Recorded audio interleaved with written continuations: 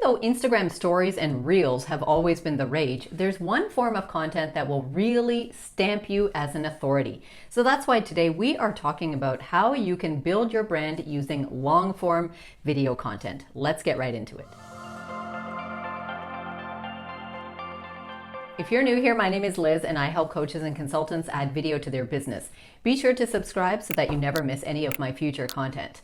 Now, to be clear, I do love short form content, meaning video and content in general that's just quick in nature, maybe 20 seconds, 60 seconds. I do love creating and watching that stuff because it's very, very low commitment to consume, for one thing, and it's easy to create and it's easy to get your message out there. However, having said that, I have always understood since the minute that I started creating content that long form content is usually the stuff that will convert my audience into paying customers. There's a couple of different reasons for that. We're going to talk through this video as to how you can create long form content and also why it makes such a difference. I see too many people nowadays focusing on just the short form stuff because they think it's easy to just put out there. And then they wonder later why they're not actually seeing conversions within their audience. This could be one of the reasons why. If you start focusing more on long form content in addition to short form, you will quickly see that your audience understands that you are an authority on your topic, that you know what you are talking about, and that you can help them get to their next goal. So let's jump right into our video for today. Now, the first thing to do when creating good long form video content is to conduct thorough research. Your long form content should be full of insights and information and tips and things that bring awareness to your audience that they hadn't thought of before. It is really hard to come up with all of those type of valuable and tactical points if you are just talking off the top of your head. Remember, the point of long form content is not just to sit and talk to the audience. There's a lot of different ways you can do that otherwise. Long form content should really teach your audience something, bring them new ideas, share a perspective that they didn't know before. So in order for you to really accurately and aptly present that to your audience, you need to do proper research. We're not talking about just entering a few words into ChatGPT or just scrolling on Instagram and trying to get an idea about the topic. We are talking about spending significant time digging in, looking into the different angles. Consider to yourself how those angles actually present themselves to your audience. Are they relevant to your audience? What are the other sides of those angles? Do that proper deep diving so that you can present your audience with a new perspective on things. That way, when they watch your long form content, they will know that you've taken time to research, that you've brought and collated the best information to give them. They will thank you for having done that research so that they don't have to go searching all over the internet to do the research themselves. And they'll be able to understand from the way that you present your points that you've covered all of your bases. You've looked at all of the different sides, and it will really make them feel like you are an authority on that topic. The next thing to think about in order to release good long-form video content is to think about the production quality of your videos. Now, with short-form content like Reels and Stories, for example, your audience doesn't worry as much of the production quality. They are usually perfectly happy with you just picking up your phone, selfie style, shooting something short to the camera, and then just posting it like that. They don't expect a lot of edits. They're not expecting a ton of gear or equipment to liven that up in any way. However, with long form content, consider that your audience has to sit and watch this stuff for 5, 10, 15, 20, 25 minutes. That's what long form content is.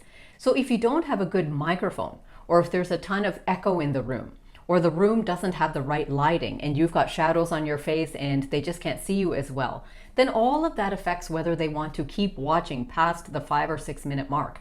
After a while, it gets tiresome to watch a video that doesn't have strong production quality around it.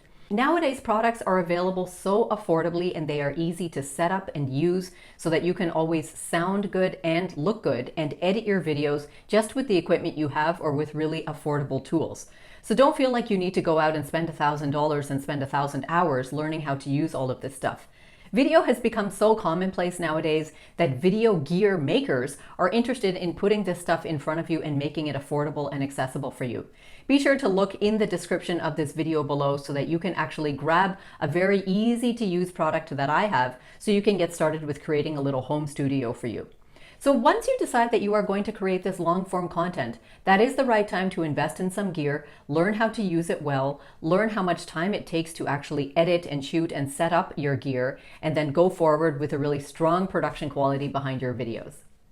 The next thing to keep in mind with long form video content is that it requires a little bit of structure. So again, it is different from short form stuff.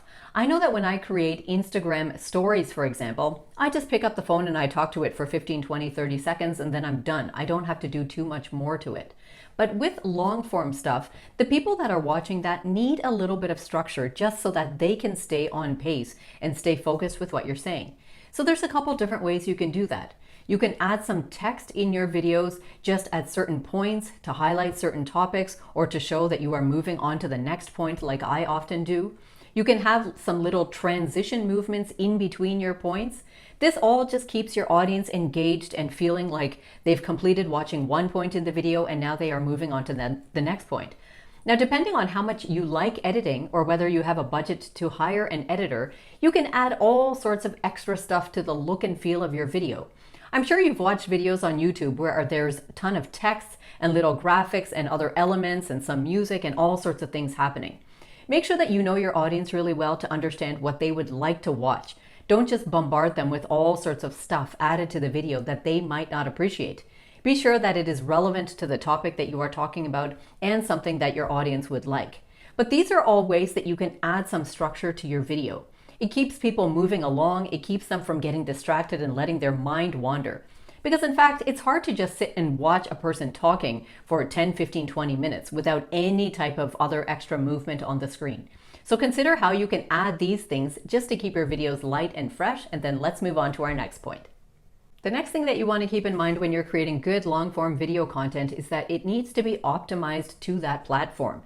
So you might be deciding to post your long-form content on LinkedIn or on Facebook or on Instagram or maybe on YouTube, and you can even do long-form content on TikTok nowadays. So depending on where it is you're putting it, think about all of the extra tools that those platforms allow you to use, and then use those tools to their maximum benefit. For example, on YouTube, there are a lot of things that you can do to actually optimize your video. You can have a strong title. You can add extra information in the description.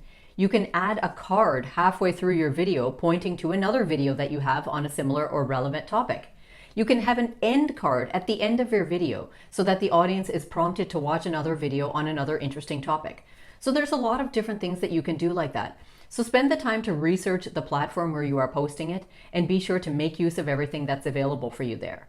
The big no-no that I often still see people doing in this day and age is posting vertical style videos on platforms that actually want horizontal style videos. So for example, this video you're watching right now is probably on YouTube or on Facebook, and you're watching it in a horizontal format. Instead of that, imagine I took my phone and I shot this video just vertically and then posted it. You would be watching it as a vertical video in the center of your screen with black bars on both sides, which is not how videos on YouTube and Facebook typically are shown to people. Which means that if I did that, my audience would get so fed up of watching that after 1 minute and they would click away. So be sure that you are aware of the dimensions of the videos on the platform that you have chosen, what type of settings are the best settings for good resolution, and then post your videos accordingly so that they get maximum engagement and interest from your audience. Now, another thing that I love about long form content is that you can always chop it up and repurpose it so that it becomes short form content. You can't do it the other way around. If you have a short form piece of content that's 15 seconds, there's not much more you can do with it other than maybe turning it into a different type of content. But if you have a 10-minute long form video, you can find some of the best snippets and best points from that. Cut those out, trim those out using a video editor, and now you have a whole new short video that you can use. So it just allows you to get more visibility and get more bandwidth out of the one video that you've created. Then of course you can continue to repurpose that in different ways and turn it into text and carousels. But you get so much more leverage out of the one video that you create. So do your best not to just waste your videos by posting them one time and then forgetting about them. post them and then repost them and then re-watch them so that you can find some golden nuggets from that video. Cut out those golden nuggets and then post them in all sorts of different places a little bit later. Nobody will really remember or care that that snippet came from a larger video. It'll still be relevant content that people can consume and enjoy even at a later time. Now, the last thing that I want to remind you to do when you have long form video content is always to be checking your analytics. Practically every platform now allows you to go into the back end and check out the analytics of the content that you are posting. So there's a lot of different things to keep in mind there when you're looking at those numbers. One is, which were the videos that really did well, that people liked to watch? Which were the videos that didn't do so well? And then go back and ask yourself why. Was it the topic? Was the look and feel a little bit different? Maybe you did something differently in that video, or you added more text or more music, or it was a different location and people really liked that, or maybe they really didn't like that. So ask yourself those questions and do a little bit of that digging to understand what it is that your audience really likes to watch. Not only that, but on YouTube, you have so many more analytics that you can look at. For example, the drop times. When you post your video, there might be a certain point where your audience actually starts to fall off. Maybe after the first 1 minute, or after the first 3 minutes, or after the first 10 seconds. So check all of that stuff and get a clear sense of when your audience is deciding that they've had enough of the video. There might be something that's always happening there that you can actually change and edit. If you don't look at these numbers, then remember that you're just kind of putting content out there and hoping for the best. And my friends, you know by now that hope is not really a marketing strategy. So look at the numbers, don't take things personally, instead be willing to learn from what you are seeing there in the analytics and then keep trying and testing new things. So if you like this video, I hope that you will give it a like, share it with one of your friends. Don't forget to subscribe because every single week I bring you a new video teaching you how you can add video to your business. So until next time, take care.